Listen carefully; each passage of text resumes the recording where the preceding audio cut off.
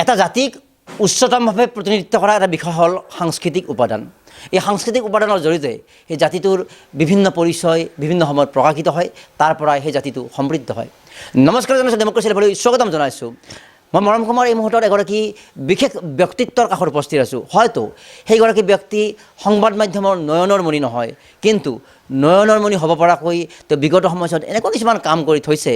আমি যি কথাৰে পাতনি মেলিলোঁ, সেই সাংস্কৃতিক উপাদানৰ সৈতে এক বিশেষ বিষয়ত জড়িত হৈ অসমীয়া সংস্কৃতি সমৃদ্ধ কৰাৰ কাম কৰিছে। এয়া হ'ল, আমি পৰিচয় কৰাই দিছোঁ, অসমৰ এগৰাকী প্ৰসিদ্ধ, আকৌ কৈছোঁ, অসমৰ এগৰাকী প্ৰসিদ্ধ ছাউণ্ড ৰেকৰ্ডিষ্ট সতীশ চৌহান ডাঙৰীয়া। আপোনাক স্বাগতম জনাইছোঁ। Thank you. হয়, আৰু লগতে তেওঁৰ পাতনিত আৰু এটা কথা ক'ব লাগিব। সেই সময়ত যি সময়ত অসমত ছাউণ্ড ৰেকৰ্ডিষ্ট বা এই ধৰণৰ কোনো ধৰণৰ ইনষ্টিটিউট বা শিক্ষাৰ কোনো পৰিৱেশ নাছিল, সেই সময়ত তেওঁ এগৰাকী বিশেষ ব্যক্তিৰ তত্ত্বাৱধানত আয়ত্ব কৰি পৰৱৰ্তী সময়ছোৱাত মমতা বা বিভিন্ন ছবি, তেওঁৰ প্ৰথম ছবি ললিতা, এই বিভিন্ন ছবিত তেওঁ কাম কৰিছিল। আৰু এনেকুৱা কিছুমান কামত তেওঁ জড়িত হৈছিল য'ত কেতিয়াবা যান্ত্ৰিক বিজুতি ঘটিছিল। সেই যান্ত্ৰিক বিজুতিক নেওচি মুহূৰ্ততে তাক তেওঁ ঠিক কৰিছিল আৰু চৰ্চিত হৈ পৰিছিল। আৰু তেনেকুৱা এগৰাকী ব্যক্তি তেওঁ আছিল জ্যোতি চিত্ৰবনৰ, আমি যদি কওঁ জ্যোতি চিত্ৰবনৰ প্ৰথমগৰাকী ছাউণ্ড ৰেকৰ্ডিষ্ট মহেশ মল্ল বুজৰ বৰুৱা।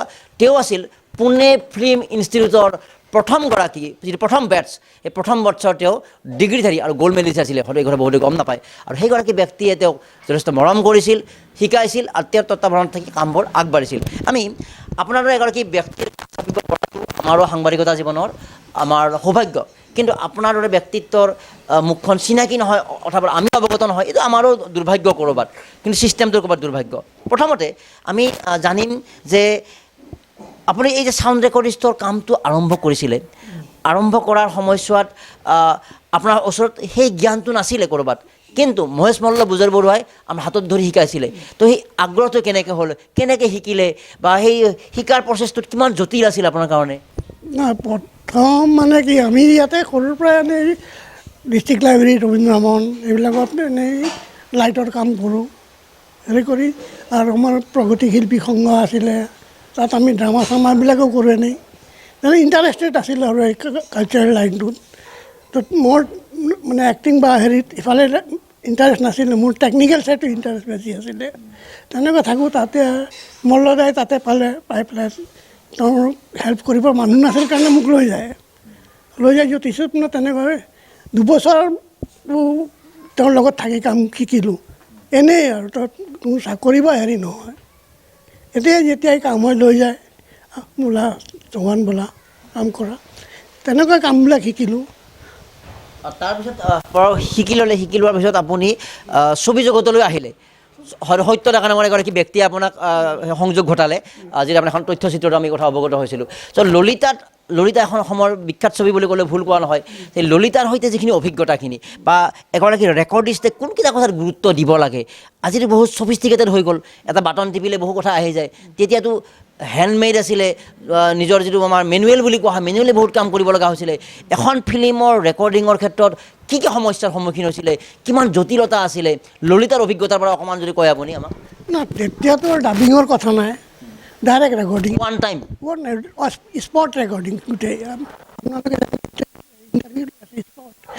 ডাইলগটো তেনেকৈ স্পটতে ৰেকৰ্ডিং হয়, তাত কোনো ডাবিঙৰ ছিষ্টেম নাই। মানে তাতেই যদি চাউণ্ডটো মানে ভালকৈ আনিবই লাগিব গোটেই হেৰি কৰি, সেইকাৰণে বহুতবাৰ টেক কৰিবলগীয়া হয়। সেইটোৱে আৰু বহুত জটিল আছিলে, কষ্টকৰ। চবেই নোৱাৰে সেইটো খেলটো কাম কৰিম। আপুনি পাৰিছিল কাৰণে আপোনাৰ কাষত আহিছোঁ।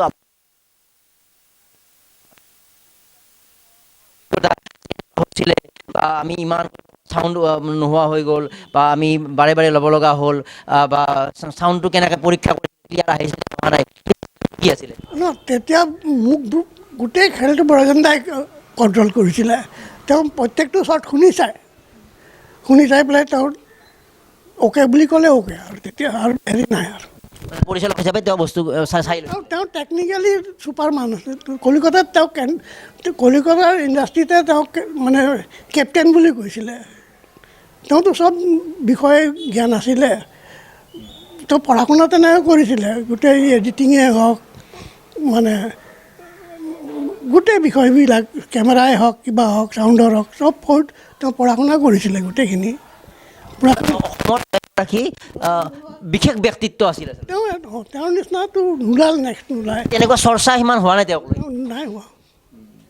আচ্ছা, ঠিক আছে। আমি আপুনি জ্যোতিষিত্ৰমনত প্ৰথম কাম আৰম্ভ কৰিছিলে, মহেশ মল্ল, ৰবীন্দ্ৰ ভৱন, এইটোতো লাইট শিকিছিলে, এটা বেলেগ বিষয়, কিন্তু জ্যোতিষিত্ৰমনৰ যিটো এটা সংযোগ আৰু সেই সংযোগৰ সময়ছোৱাত তাত আপুনি ৰুদ্ৰ বৰুৱাক পাইছিলে, অসমৰ সেইগৰাকী বিশিষ্ট ব্যক্তিত্ব, সঞ্চালক আছিলে কালচাৰেল এফেয়াৰ্ছৰ। সেই কথাটো জানিম, জ্যোতিষিত্ৰমনৰ সৈতে যে সংযোগটো হ'ল আপোনাৰ, সেই সংযোগে আপোনাৰ এই যিটো জীৱন, এই জীৱনটো কেনেকৈ সমৃদ্ধ কৰিলে? কাৰণ আজি আপোনাৰ এটা পৰিচয় পালে, মানুহে পৰিচয় পাবলৈ হ'লে কিবা কাম কৰিব লাগে, এটা প্লেটফৰ্ম লাগে। জ্যোতিষিত্ৰমন was one of the best platform for you. আপোনালোকৰ ভাল প্লেটফৰ্ম এটা আছিলে, আৰু সেই প্লেটফৰ্মত থাকি আপুনি ছবিৰ সৈতে সংযোজিত হ'ল, ডাঙৰ ডাঙৰ পৰিচয়ৰ সৈতে সংযোজিত হ'ল। জ্যোতিষিত্ৰমনে আপোনাৰ জীৱনটো কেনেকৈ সমৃদ্ধ কৰিলে? জ্যোতিষিত্ৰমনত প্ৰথম ভদৰী ডকুমেণ্টেশ্যন বনাইছিল জ্যোতিষিত্ৰমনৰ নিজা বেনাৰত। তাত আপুনি কাম কৰিছিলে? তাত প্ৰথম মল্লদাই, তাতে মই এছিষ্ট কৰোঁ। মই তেতিয়া শিকি থকা অৱস্থা মোৰ, তেওঁ শিকি থকা অৱস্থাতে মই এইবিলাক তেওঁৰ লগত কৰিলোঁ। তাৰপিছততো তেওঁ মল্লদাই ইয়াৰ পৰা এৰি গুচি গ'ল। তাৰপিছততো মইতো 2 বছৰ 3 বছৰ এনেই থাকিলোঁ। তাৰপিছত মানে এই ব্ৰজনদাই এই মানে মুকুতা কৰাৰ পিছত এই ফেৰগ্ৰাফ ৰেকৰ্ডাৰ এটা লৈ আহিলে, ফেৰগ্ৰাফ ৰেকৰ্ডাৰ মানে কি বস্তু এইটো? টেপ ৰেকৰ্ডাৰ এটা, প্ৰফেচনেলি হয়। তেতিয়া আজিকালি সেইবিলাক ব্যৱহাৰ নহয়, আজিকালি নহয়, এইবিলাক লৈ ফুৰিব নোৱাৰে। সেইটোতে কি কৰে? ৰেকৰ্ডিং কৰে, টেপ ৰেকৰ্ডাৰ এটা। তাতে গান চান ৰেকৰ্ডিং হয় বা কথাবিলাক ৰেকৰ্ডিং হয়? চব হয়, তেনেকুৱা হয়। তেনেকৈ তাতেই এই মিক্সাৰখন মই বনাই পেলাই ললিতাখন কৰিলোঁ, উপন্যাসখনৰ মতে কৰিলোঁ, মমতাৰ গানবিলাক কৰিলোঁ, ডাইলগখিনি কৰিলোঁ। মিক্সাৰবোৰ নিজে বনালে আপুনি? মিক্সাৰখন নিজে বনালোঁ মই। তাত মল্লদাই মোক সহায় কৰিলে গোটেইখিনি। সেইটোৱে নিজে বনাই, নিজে চলাই, নিজে ৰেকৰ্ডিং কৰিলে? তাত এতিয়াতো গানবিলাক শুনিছে আপোনাক, শুনালোঁ মই। সেই তেনেকুৱা গানবিলাকৰ কেনেকুৱা আছিল সেই কথাটো এটা বেলেগেই বিষয়, কিন্তু ইমান কম সুবিধা থকা সময়খিনিত এতিয়া আজিকালি ছফিষ্টিকেটেড হৈ গ'ল। অকণমান কিবা হ'লে এটা ইনষ্ট্ৰুমেণ্ট ৰেকৰ্ডিং কৰি বজাই তাত এপ্লাই কৰি এডিটিং কৰি লগাই দিব পাৰি, একে সময়তে চব হ'ব লাগিব। তো কিমান কষ্টকৰ আছিল সেই সময়ৰ কামবিলাক আচলতে? চিৰিয়াছ হ'ব লাগে, চিৰিয়াছলি কাম কৰিব লাগে, গোটেই চিৰিয়াছলি কাম কৰিব লাগিব। তাত আৰু কোনো হেৰি নাই আৰু, মই গোটেই মন দি কাম কৰিব লাগিব, তেতিয়াহে হ'ব এইটো। কাৰণ 10-15জন মানুহক কণ্ট্ৰল কৰা, মিউজিচিয়ানক, আৰ্টিষ্টক গোটেই বেলেঞ্চ কৰা, তেনেকুৱা আৰু। সেইবিলাক মোক গুৰুবিলাকে শিকাইছে। ৰুদ্ৰ বৰুৱাই কিছু সহায় কৰিলে প্ৰথম মমতা ৰেকৰ্ডিঙত, তাৰপিছত ব্ৰজেনদাইতো গোটেই হেৰি কৰিলে।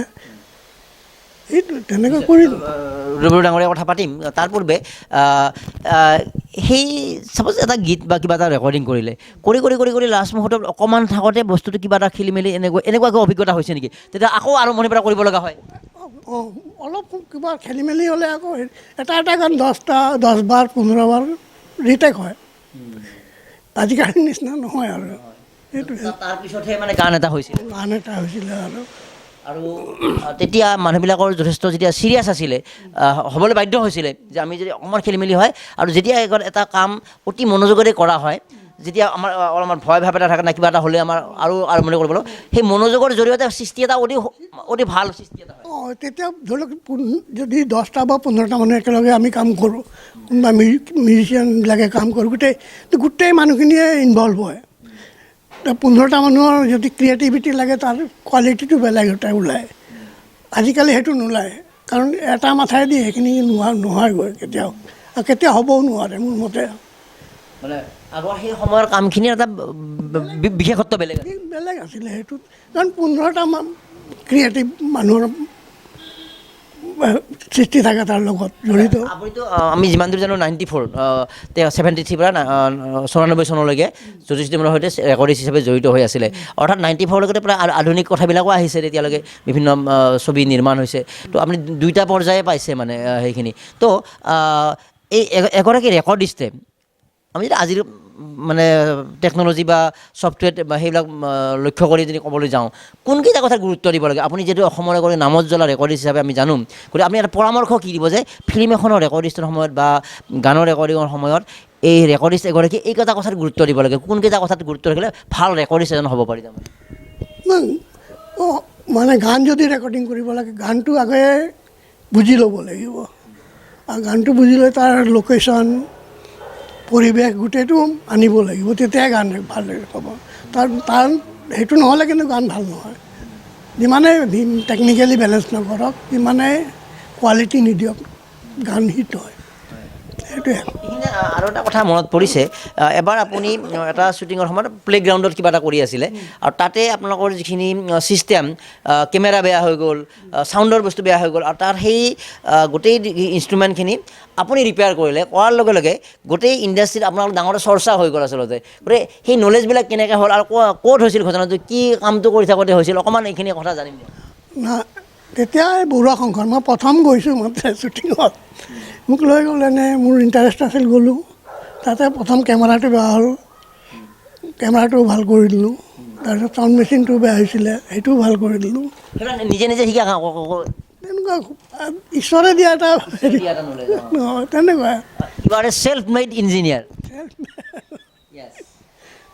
আমি এটা ডাঙৰ কথা, কিন্তু তেওঁ চাউণ্ড ৰেকৰ্ডিষ্টে নহয়। গতিকে এই বস্তুটো কিয় হৈছে যে সেই বিষয়টোৰ প্ৰতি সাংঘাতিক হেঁপাহ আছিলে, যে কেমেৰাটোনো কি বা কথাটোনো কি। আমি এইকাৰণে তেখেতৰ সাক্ষাৎকাৰটো ল'ব বিচাৰিছোঁ যে এগৰাকী ব্যক্তি কিমান ছিৰিয়াছ হ'লে, সেই কামটোৰ প্ৰতি কিমান সাধনা থাকিলে, কিমান সেই যিটো লাগান বুলি কোৱা হয়, লাগান থাকিলে, সেই অন্তৰৰ সংযোগ থাকিলে, এনেকৈ অন দ্য স্পট ক'ৰবাত কেমেৰা বেয়া হৈছে, কেমেৰা ভাল কৰিছে, চাউণ্ডৰ ছিষ্টেম বেয়া হৈছে, চাউণ্ড ভাল কৰিছে, তো কিমান অন্তৰেৰে কাম কৰিব লগা হয় বা কাম কৰিলে ৰিজাল্ট ওলায়। এতিয়া আমি সেই কামটোৰ পিছত, যিহেতু আপুনি যথেষ্ট আমাৰ ভালেমান বছৰ কাম কৰিলে, 72 to 94, 20 বছৰীয়া এটা আপোনাৰ পৰিক্ৰমা বা 21 বছৰীয়া, তো এইখিনি সময়ছোৱাত অসমৰ সাংস্কৃতিক জগতৰ এগৰাকী বিশেষ ব্যক্তিত্ব হ'ল ৰুদ্ৰ বৰুৱা, আমি সকলোৱে জানো। গতিকে ৰুদ্ৰ বৰুৱাৰ গীতে আমাক কেনেকৈ মুগ্ধ কৰি ৰাখিছে, তেওঁৰ সংগীতে লগতে কালচাৰ এফেয়াৰ্ছৰ সঞ্চালক হৈ থকা সময়ছোৱাত তেওঁ কোনখিনি পদক্ষেপ গ্ৰহণ কৰিছিল, বিভিন্ন কথা আমি অৱগত। গতিকে ৰুদ্ৰ বৰুৱাই অসমীয়া সাংস্কৃতিক জগতলৈ কোনখিনি অৱদান দিছে বুলি আপোনাৰ দৃষ্টিৰে কি ক'ব পাৰি, আপোনাৰ প্ৰতি তেওঁৰ সংযোগটো কেনেকুৱা আছিল, মমতা বনাওঁতে যথেষ্টখিনি তেওঁ পৰামৰ্শও দিছিল। গতিকে ব্যক্তি হিচাপে ৰুদ্ৰ বৰুৱা কেনেকুৱা আছিলে আচলতে? ৰুদ্ৰ বৰুৱাটো কালচাৰেল জায়েণ্ট বুলি কওঁ মই। কি কাৰণে ক'ম সেইটো আমি? তেওঁ কালচাৰৰ কাৰণে, অসমৰ কাৰণে যিখিনি কৰিলে, সেইটো মই দেখাততো আৰু বেলেগে কৰা নাই। কাৰণ অসমত যিটো ষ্টেজ লাইটিং আহিছে, কি লাইটিং? ষ্টেজৰ যিটো লাইট আহিছে, সেইটো এতিয়া ক'ব পাৰে নাপায় নাজানো। মানে 75ত কংগ্ৰেছুলেশ্যন হৈছিল নেকি খানাপাৰাত। আচ্ছা, খানাপাৰাত নহওঁতে তাত লাইট লাগে, গভৰ্ণমেণ্টৰ ফালৰ পৰা পায়। তেওঁক ক'লে পায় ডিপাৰ্টমেণ্টত লাইট আছে নেকি, তেওঁ ক'লে আমাৰতো নাই লাইট, আমাৰ তেনেকুৱা বাজেটো নাই, যদি আপোনালোকে ফাইনেন্স কৰে আমি লাইট আনি পেলাই লগাই দিম। কংগ্ৰেছ পাৰ্টিৰ ফাইনেন্স কৰিলে লাইটখিনি আহিল অসমত। দিল্লীৰ পৰা কিনি অনা হ'ল। সেইটো কোন মডাৰ্ণ কিবা লাইট, এইটো মোৰ মনত নাই এতিয়া কোন তেওঁলোকৰ পৰা লাইট, সেই লাইটেই প্ৰথম অসমত মানে প্ৰফেচনেল ষ্টেজ লাইটিঙৰ ছিষ্টেমটো চলিলে। সেইটো ৰবীন্দ্ৰমনত মানে কংগ্ৰেছুলেশ্যন হোৱাৰ পিছত সেই লাইটখিনি কালচাৰেল এফেয়াৰ্ছ ৰবীন্দ্ৰনাথত গুচি আহিলে, কিন্তু কিনিছিলে কংগ্ৰেছ পাৰ্টি। তো তেওঁৰ ভূমিকাটো, তেওঁ যে সেইখিনি সময়ত অতি উন্নতমানৰ সংগীত সৃষ্টি কৰিছিল, তো সেইখিনি সময়ত ৰুদ্ৰ বৰুৱাক লৈ চৰ্চাটো কেনেকুৱা আছিল, বা সেই গীতবিলাকে আপোনাক আকৰ্ষিত কেনেকৈ কৰিছিল, বা ক'ৰবাত ৰুদ্ৰ বৰুৱাৰ গীতৰ ৰেকৰ্ডিঙতো আপুনি নিশ্চয় আছিলে? সেইটো ক'লোঁতো, মমতাৰ গান তেওঁ গাইছিলে, মমতাটো তেওঁ গাইছে, মইতো ৰেকৰ্ড কৰিছিলোঁ। মানে ৰুদ্ৰ বৰুৱাই গাইছে, আৰু ৰুদ্ৰ বৰুৱাই গাই থকা গান আপুনি ৰেকৰ্ডিং কৰিছে? সেইটো তেনেকুৱা।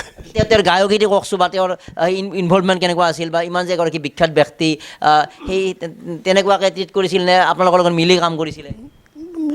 তেওঁতো চবৰ লগতে মিলে। তেওঁ এই যে অফিচাৰ হিচাপেতো বেছি অফিচাৰগিৰি নেদেখুৱাইছিলে, প্ৰকৃত শিল্পী হিচাপে তেওঁ মানে তেওঁতো কাৰো লগত হেৰি নাই, চবকে। জ্যোতিষী তপনৰ কাৰণে যিখিনি তেওঁ কৰিছে, সেইটো বেলেগে আজিলৈকে কৰা নাই মোৰ মতে। আজি যে জ্যোতিষী তপনৰ ইমান দিনে টিকিলে তেওঁৰ কাৰণে। আৰু এইখিনিতে আমি তেওঁৰ বিষয়ে অৱগত এটা তথ্য, শেহতীয়াকৈ আমি ৰুদ্ৰ বৰুৱাৰ গীতৰ প্ৰতিযোগিতা পাতিছিলোঁ, আৰু সেইখিনি সময়ত আমি তেওঁৰ পুত্ৰ নৱনীল বৰুৱাৰ এটা সাক্ষাৎকাৰ লগতে কথাটো কৈছিলে। এবাৰ জ্যোতিষী তপনৰ এটা কাৰ্যসূচী হৈছিলে, আৰু সেই কাৰ্যসূচীটোত দুদিনীয়া প্ৰগ্ৰেম আছিলে। প্ৰথম দিনা লোকেল আৰ্টিষ্টৰ কাৰণে আছিলে, ছেকেণ্ড ডে ইনভাইটেড কিছুমান আৰ্টিষ্ট আছিলে। ছেকেণ্ড ডে যিগৰাকী ইনভাইটেড বিশিষ্ট শিল্পী আছিলে, ভাৰতবৰ্ষৰ নামত জ্বলা শিল্পী, সেই নামত জ্বলা শিল্পীগৰাকী প্ৰথম দিনাই আহি উপস্থিত হ'ল। তেতিয়া তেওঁক কোৱা হ'ল যে এই মানুহগৰাকীক আজিয়ে প্ৰগ্ৰেম দিব লাগে আচলতে, তেতিয়া আজিয়ে পাৰফৰ্ম কৰিব। তেওঁ মিনিষ্টাৰ বা বিভিন্ন পৰ্যায়ৰ পৰা MLAৰ পৰা ফোন আহিলে তেওঁলৈ যে বৰুৱা চাহাব এখেত আজি আহিছে, এখেতৰ অনুষ্ঠানটো আজিয়ে দিব লাগিব। কিন্তু এখেতে ইমানেই নাচৰ বান্দা আছিলে, ইমানে আমাৰ স্থানীয় শিল্পীৰ প্ৰতি, থলুৱা শিল্পীৰ প্ৰতি মৰম আছিলে, বা যিটো তেওঁৰ চিন্তাধাৰাৰ প্ৰতি বা কম্প্ৰমাইজ কৰা ব্যক্তি নাছিলে যে মই যদি এইটো নামানো মোৰ কিবা চাকৰি যাব কিবা হ'ব। তাৰপাছত তেওঁ সেই বিশিষ্ট শিল্পীগৰাকীয়ে যিগৰাকী মেকআপ চেকআপ কৰি ড্ৰেছ আপ কৰি প্ৰগ্ৰেমটোত আহিছিলে, তেওঁ উভতাই পঠাইছিলে আৰু সিদিনা কেৱল থলুৱা শিল্পীৰহে প্ৰগ্ৰেম হ'বলৈ দিছিলে। এই কথাটো প্ৰমাণ কৰে তেওঁ কিমান এগৰাকী মানে নিজত্বৰ ওপৰত বা কাৰো মানে কম্প্ৰমাইজ কৰি মোৰ কিবা লোকচান হ'ব লাভ হ'ব সেই কম্প্ৰমাইজ কৰা ব্যক্তি নাছিলে তেওঁ। নাছিলে তেওঁ। নিশ্চিতভাৱে তেনেকুৱা সেই মানুহজনক আমি ওচৰৰ পৰা পাইছিলে। তেনেকৈ পাইছোঁ গোটেইখিনি। তেওঁৰ জৰিয়তে আমাৰ সাংস্কৃতিক জগতখনৰ হওক বা জ্যোতিষিত্ৰবনৰ হওক বা বিভিন্ন সেই প্ৰক্ৰিয়াবিলাকত ভালেখিনি এটা প্ৰভাৱ পৰা লক্ষ্য কৰিছিলে। জ্যোতিষিত্ৰবনত আপুনি কোনকেইখন ছবিত আকৌ বিশেষভাৱে জড়িত হ'ল তেনেকুৱাকৈ? আপুনি 90s পিছত কথা আপুনি আধুনিক হৈ আহিছে, তো 90s পিছত আপুনি 90 চনৰ পিছত আপুনি কেনেধৰণৰ ছবিত জড়িত হ'ল? 90s পিছত মানে কি, মানে 80s পিছত আৰু 91 এইখিনি সময়খিনি এতিয়া ইমান কিছু মনত নাই, কিন্তু ঘটনাটো হ'ল আধুনিক যিখিনি আমাৰ ছবি হৈছে সেইবিলাকৰ লগতে শেহতীয়া ছবি কি আছিলে আপোনাৰ, বা একদম লাষ্ট কাম বুলি কোৱা হয় জ্যোতিষিত্ৰবনত কি আছিলে? পানী, প্ৰফুল্ল শইকীয়াৰ পানীখন কৰিছিলোঁ ডাবিং। ডাবিঙৰ প্ৰচেছ আহি গ'ল, তেতিয়া ডাবিং আহি গ'ল, অলপ সহজ হ'ল, সহজ হৈ গ'ল। আগতেতো ডাবিং নাছিলেই, ডাইৰেক্ট স্পটত ৰেকৰ্ডিং আছিলে। আৰু কোনে তেনেকুৱা ডাবিং অহাৰ পিছত আৰু কামৰ মজাটো নাছিলে কিন্তু। এয়া আমাৰ সতীশ চৌহান ডাঙৰীয়া, আমি সুধি থাকিলে আৰু বহু কথা সুধি থাকিব লাগিব। লগতে আমি এগৰাকী ব্যক্তিৰ কথা আৰু অলপ আপোনাৰ বিষয়ে মহেশ মল্ল বুজৰ বৰুৱা, কাৰণ ভাল মানুহৰ কথা চৰ্চা হ'ব লাগে। আপুনি কোৱা অনুসৰি আমিও ইতিমধ্যে ক'লোঁ যে মানে তেওঁ পুনে ফিল্ম ইনষ্টিটিউটৰ প্ৰথম বেটছৰ তেওঁ গ'ল্ড মেডেলিষ্ট ষ্টুডেণ্ট আছিলে, পাছ আউট আছিলে, আৰু ৰেকৰ্ডিষ্ট হিচাপে তেওঁ জ্যোতিষিত্ৰবনৰ প্ৰথম তেওঁ সংযোগী। তেওঁ কেনেকুৱা এগৰাকী ব্যক্তিত্ব? তেওঁ সাংঘাতিক বেলেগ আছিল, ক'লোতো তেওঁ বেলেগ আছিল। তেওঁৰ জ্ঞানো বেলেগ, হেৰিও বেলেগ। তেওঁ থাকোঁতে মানে তেওঁ যাবলগীয়া হ'ল কিয় ইয়াৰ পৰা, যিটো অপটিকেল ৰেকৰ্ডাৰ আহিছিলে জ্যোতিষিত্ৰবনৰ ফিল্মৰ ওপৰত যিটো ৰেকৰ্ড কৰে, গম পায়নে? ফিল্মৰ ছাইডত যে এটা অপটিকেলি ৰেকৰ্ডিং, ফিল্মৰ ওপৰতহে ৰেকৰ্ডিং হয় আগতে অপটিকেল চাউণ্ডটো সেইবিলাক। সেই মেচিনটো আনোতে ট্ৰেনজিটত বেয়া হ'ল কিবা, সেইটো লৈ পেলাই কাজিয়া হৈ পেলাই তেওঁ চাকৰিটো এৰি গুচি গ'ল। বোলে ভিতৰত ট্ৰেনজিটত ভাঙিছে মই কেনেকৈ গম পাম? তো সেই মেচিনটোও মই ভাল কৰিছিলোঁ, কিন্তু সেই মেচিনটো ভাল কৰিলোঁ আৰু যিমান দিন মই চাকৰি কৰিলোঁ সিমান দিন চলালোঁ সেই মেচিনটো। ফটোগ্ৰাফিক ৰেকৰ্ডিং বুলি কয় সেইটো। আপুনি যিহেতু এতিয়া বৰ্তমানটো জানি লওঁ, লগতে আপুনি যদি ইমান প্ৰসিদ্ধ যেনে মহেশ মল্ল বুজৰ বৰুৱাই আপোনাক আগবঢ়াই আনিলে, আপুনি ক'ৰবাত তেনেকুৱা নতুনক হাত ধৰি আগবঢ়াই আনি এনেকুৱা আগবঢ়াই দিছিলে নেকি কাৰোবাক? বহুত ৰাজপুতৰ পৰা যিবিলাক পাছ কৰি আহে আমাৰ মানে স্কলাৰশ্বিপ দি পেলাই গভৰ্ণমেণ্টে পঠিয়াই দিয়ে প্ৰত্যেক বছৰে 2টা ল'ৰা পাছ কৰি আহি ছমাহ মোৰ লগত থাকে প্ৰেক্টিকেলি। যতীন শৰ্মা, তাঁতী, ডিগ্ৰী লৈ আহে, কিন্তু আপোনাৰ ওচৰতহে আচল প্ৰেক্টিকেলটো হয়। তাৰপিছত মই চাকৰি এৰাৰ পিছত এইটো লাইনত সোমাই গ'লোঁ। আচ্ছা, এতিয়া সুধিম শেহতীয়াভাৱে যিটো কাম কৰিছে তাৰ জনাৰ উপৰিও বৰ্তমান আৰু এই ৰেকৰ্ডিঙৰ জগতখন 94ৰ পিছত আপুনি সেই ৰেকৰ্ডিঙৰ কামখিনিত জড়িত হ'বলৈ ইমান মন ভাঙিল নেকি? কিবা ক'ব পাৰি নেকি কিবা কি হয়? সেইবিলাক খুলি ক'ব নোৱাৰে।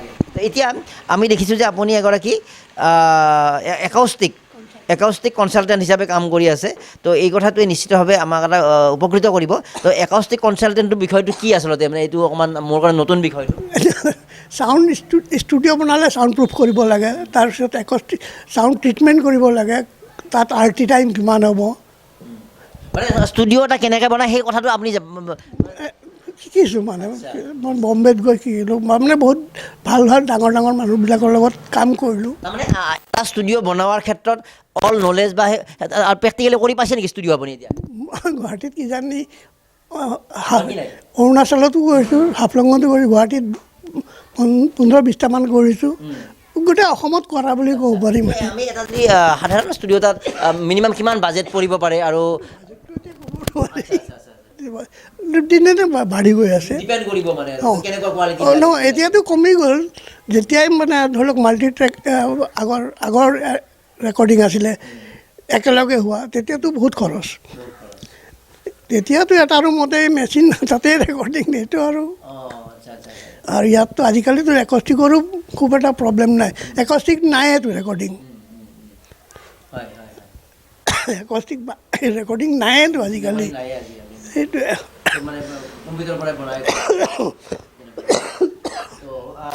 এতিয়া এই যিটো চাউণ্ড ৰেকৰ্ডিষ্ট হিচাপে আপোনাৰ বাসগৃহত এটা ইয়াতো আছিলে এইটো আকৌ ৰিভাইভ কৰাৰ কথা ভাবিছে নেকি আপুনি কিবা অঁ ভাবিছোঁ মই কৰিম মানে চাওক কমাৰ্চিয়েলি নহয় কিন্তু আপোনাৰ মোৰ interest for recording for music for কিনিং কাৰণে সেই আপোনাৰ ঘৰতো সেনেকুৱা ষ্টুডিঅ'ৰ পৰিৱেশ কেতিয়াৰ পৰা হ'ব এইটো আৰু দুমাহ 3 মাহ লাগিব কিন্তু আপুনি সেই যিটো ৰেকৰ্ডিঙৰ জৰিয়তে সেই কামটোলৈকে আহি বহু ব্যক্তিৰ লগত সাক্ষাৎ হ'ল বহু ব্যক্তিৰ লগত আপুনি চিনা পৰিচয় হ'ল আপোনাক এটা পৰিচয় দিলে আপুনি যে কাম এটা কৰি ভাল পায় কেমেৰা নিজাকে মানে বনাই মানে ভাল কৰাৰ পৰা এই এই এই এই প্লেটফৰ্মখনেই আপোনাক দিছে গতিকে এই প্লেটফৰ্মখনত থাকি ক'ৰবাত এনেকুৱা এতিয়া ভাবে নেকি যে নহয় এইটো নহয় এইটো ক্ষেত্ৰতহে গ'লেহে ভাল হৈছে না আপুনি মানে অনুতাপ কৰে নেকি যে মই না ঠিকেই আছিল বুলি ভাবে যে মই যিখিনি কাম কৰিছিলোঁ যিটো লাইনত আছিলোঁ মোৰ কাৰণে ঠিকেই আছিলে নাই ঠিকে আছিলে এতিয়া কিন্তু ঘটনাটো হ'ল কি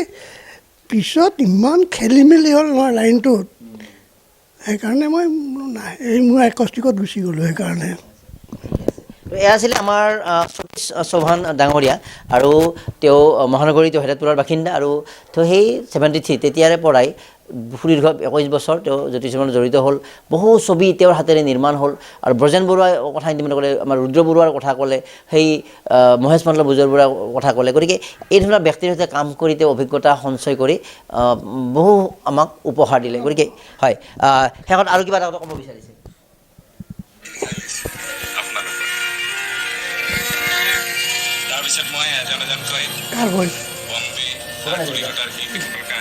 অসমত প্ৰথম যেতিয়া বম্বেৰ আৰ্টিষ্ট আহে ইয়াত চাউণ্ড ছিষ্টেম চলাবৰ কাৰণে কলিকতা বা বম্বেৰ মানুহ আহে প্ৰথম মই চলাইছিলোঁ এই এই কথাখিনি আপুনি গোটেই প্ৰগ্ৰামটোৱে মই এইটো উষা মংগেশকাৰ নীতিন মুকেশ হৃদয়নাথ মংগেশকাৰ এইবিলাক আহিছিলে ভূপেন হাজৰিকাই এংকৰিং কৰিছিল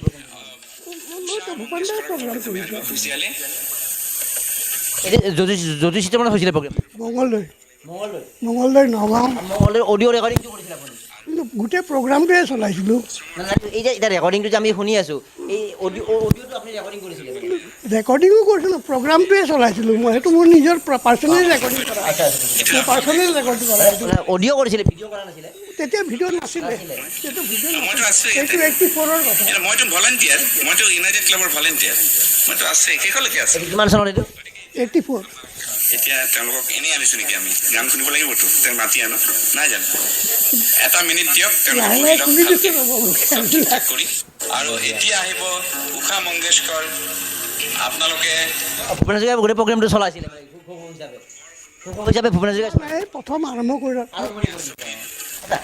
ভূপেন হাজৰিকাৰ সংযোগটো কওকচোন আপোনাৰ তেনেহ'লে এইবিলাক তেওঁৰ লগত বহুত ডকুমেণ্টাৰী কৰিছোঁ শ্বুটিঙত তেওঁৰ লগত 12 বছৰীয়া ভাওনা অমুক তমুক এইবিলাক কৰিছোঁ ভূপেন হাজৰিকাই আপোনালোকৰ কাম কৰিছে মই আমাৰ চবৰ লগতে কৰা কাম ভূপেন হাজৰিকাৰ লগত কেনে কামৰ অভিজ্ঞতাখিনি কেনেকুৱা ভাল ভাল তেওঁ মাল্টি টেলেণ্টেড মানুহ আছিল তেওঁৰ লগতো কৰিছোঁ আৰু ভূপেন দাৰো কথা ক'লে যিখন ভূপেন দা এইটো এনেকুৱা হ'ব নহ'ব মানি জানো গীত গোৱাৰ পৰা চিনেমা বনোৱাৰ পৰা তথ্যচিত্ৰ বনোৱাৰ পৰা বিভিন্ন আৰু সেই কামবিলাকত আপুনি ভূপেন হাজৰিকাৰ লগত আছিলে বা কৰিছোঁ এইটোৱে কৰিছোঁ আমি দেখুৱাই শুনাইছোঁ অকণমান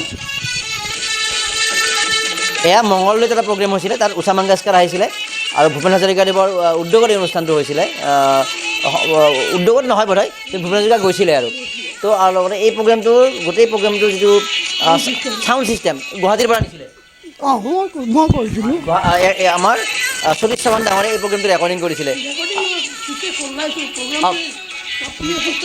চলাইছে আৰু সেইটো ৰেকৰ্ডিঙো হৈ আছে তাকে কৈছোঁ মই হয় এই 84 মঙলদৈত হোৱা এটা প্ৰগ্ৰেমৰ ৰেকৰ্ডিং আমি শুনাই আছোঁ আপোনালোকক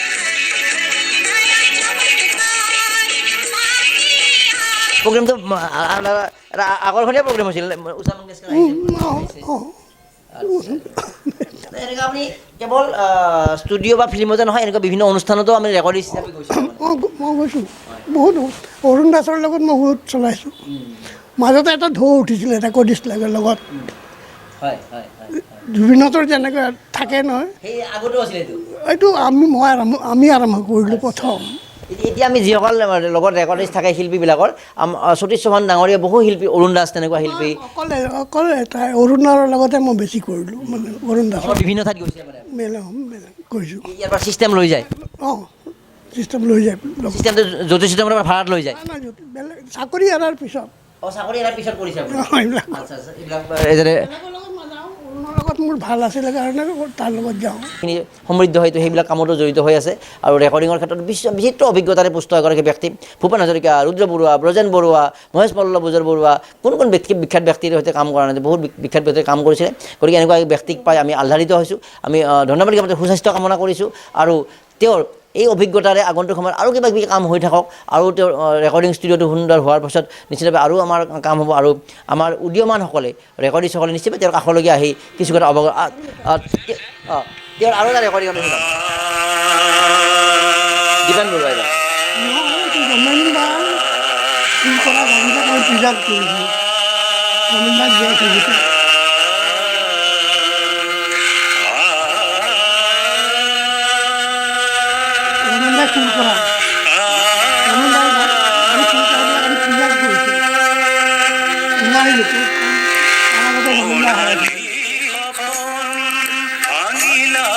এতিয়া আপুনি ৰেকৰ্ডিং কৰে ডাইৰেক্ট ৰেকৰ্ডিং কেমেৰাত কৰিছোঁ কেমেৰাত কৰিছোঁ মাজত মিক্সাৰখন কেমেৰাত চাউণ্ডটো মিক্সাৰ পৰা লৈছে আপুনি মানে আমি ভিডিঅ'বোৰো নলেজ আছে আপোনাৰ গোটেই নলেজ আছে বেছ শুনাইছোঁ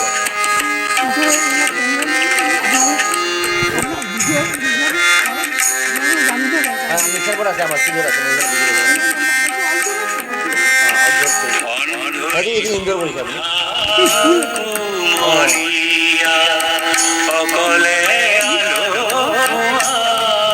মানে এটা পাৰফেক্ট ৰেকৰ্ডিঙৰ কাৰণে চাউণ্ড প্ৰুফ ছিষ্টেমটো অতি জৰুৰী দৰকাৰ চাউণ্ড প্ৰুফ নহ'লে বস্তুটো মানে অকণমান ঠিক নহ'ব চাউণ্ডটো বিকৃত হ'ব হেৰি হৈ যাব বিকৃত হ'ব মানে কেনেকুৱা ইয়াৰ পৰা ডাইৰেক্ট চাউণ্ড যিটো গৈ আছে ইয়াৰ পিছত আৰু তাৰ পৰা যিবিলাক ৰিফ্লেক্ট হয় সেইবিলাকে ডিষ্টাৰ্ব কৰি দিয়ে অৰিজিনেল যেতিয়া মানে গোটেই ষ্টুডিঅ'টো সুন্দৰকৈ একষ্টিক কৰিলে সেইটো কণ্ট্ৰল কৰি দিয়ে আমি ৰিফ্লেকশ্যনবিলাক কণ্ট্ৰল কৰোঁ সেইটোকে একষ্টিক বুলি চিনেমাই হওক গানেই হওক বা ডকুমেণ্টেৰী হওক শব্দ অতি গুৰুত্বপূৰ্ণ বিষয় সদায় এইটো চাউণ্ডটো লাগিবই মানে কণ্ট্ৰল সেই শব্দ বা সেই চাউণ্ডৰ আপুনি এগৰাকী ছেল্ফ মেড ইঞ্জিনিয়াৰ আছিল নিশ্চিতভাৱে আমি আৰু দীঘলীয়া কথা আমি বিহুৰো শুভেচ্ছা জ্ঞাপন কৰিলোঁ আৰু আমি এনেকুৱা এগৰাকী ব্যক্তিৰ সৈতে অৱগত হ'বলৈ পাই কিছু কথা অৱগত আমিও আহ্লাদিত হৈছোঁ আনন্দিত হৈছোঁ আৰু তেখেত সুস্বাস্থ্য কামনা কৰিছোঁ আৰু আগন্তুক সময়তো ডেম'ক্ৰেচি লাইভৰ জৰিয়তে এনেকুৱা কিছুমান ব্যক্তিত্ব যিসকলে অসমৰ সাংস্কৃতিক জগতৰ সৈতে যথেষ্ট কষ্ট কৰি কাম কৰি আহিছিলে তেওঁলোকৰ কথা আমি জনাবলৈ পাওঁ আৰু এটা গান তৰালি চামে গাইছে এইবাৰ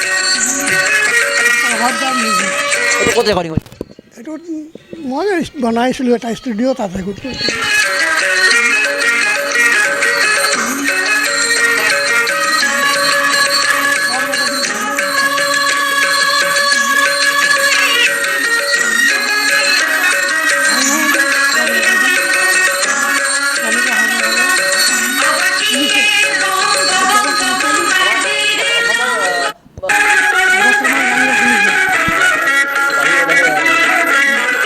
প্ৰভাত শৰ্মা বিশিষ্ট বাঁহীবাদক তেওঁ গোৱা গান ৰেকৰ্ডিং কৰিছিলে আমাৰ এখেতে